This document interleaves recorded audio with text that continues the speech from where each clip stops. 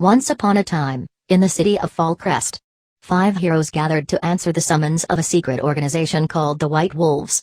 They had each received a letter of invitation and had different reasons for wanting to come in contact with the organization. The group gathered at midnight at a local tavern. The person they were supposed to meet did not show up. The owner of the tavern told the group that he might give them directions on how to find the White Wolves and a room for the night in exchange for helping him clear his basement of rats. The heroes fought bravely, and once they had slayed the Rat King, the owner gave them their reward and a room for the night. That night the hobbit tried to steal gold from the dwarf. It was very awkward. Next morning they went to a house which the man at the tavern had told them to go. They could hear noises coming from inside. After some consideration, the group decided that knocking on the door might be the best option. Inside, they met an old lady who was mad at her son for not helping more around the house.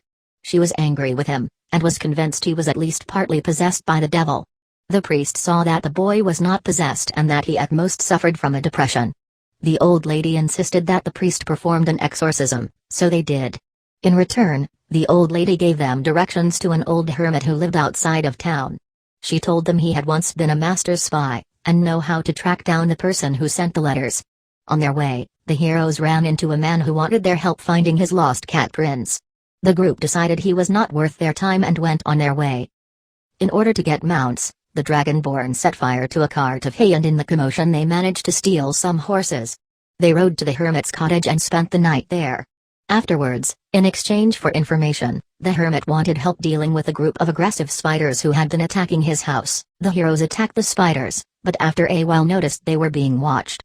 A beautiful elf ranger, who had the power to control animals, was responsible for the attacks. She explained that the hermit was a very bad man, and she wanted their help dealing with him. In return she would give them her magical bow. They decided to let the hermit die for the bow. Afterwards the group did not know where to go, since they had destroyed their only lead to finding the White Wolves. At that moment they were approached by a man they recognized as the man who wanted help finding his lost cat. He suddenly changed his appearance to a powerful knight, with the power to summon huge magical mirrors and transforming his looks. It seemed he had captured the elf ranger.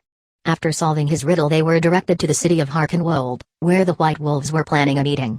It seemed the leader of the White Wolves would attend, and they were told he was a so-called shapeshifter being able to transform into animal shapes. The agenda of the so-called Man of Mirrors remained unclear. On their journey they saw 3 guards planning an execution of a young maiden who had been accused of witchcraft. The hobbit tried to reason with the guards but ultimately chose to use a smoke bomb to blind the guards and rescue the maiden. The woman was grateful for his help and offered a kiss for reward. The hobbit accepted, but at that moment he did not realize she was actually a vampire. She bit him and disappeared. As the heroes arrived to Harkenwold, the guards explained that they were only allowed 3 days of residence within the city. The heroes got information that people were mysteriously disappearing in Harkenwold, and decided to investigate further.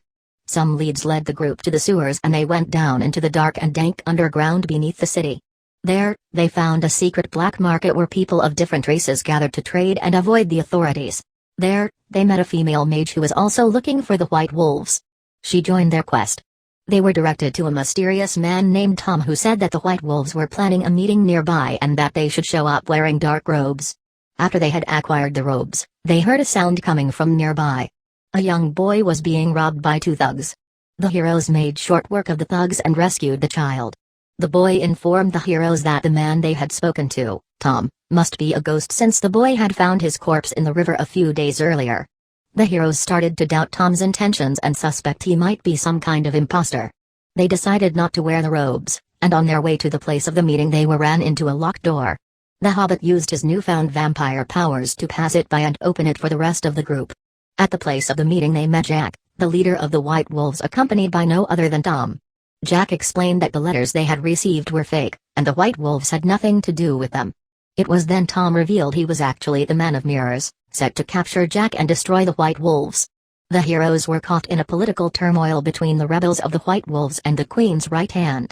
One argued the root of all evil lay in governance and the other in lack of it. The heroes chose to help Jack kill the Man of Mirrors and got access to his magical weaponry. Jack thanked the heroes and invited them to follow him to the White Wolves' headquarters. As they were about to leave, the hobbit, who was now a vampire, tried to bite the dwarf. She was able to repel the attack and afterwards they just stood there staring at each other. It was very awkward. And that's the end of Season 1.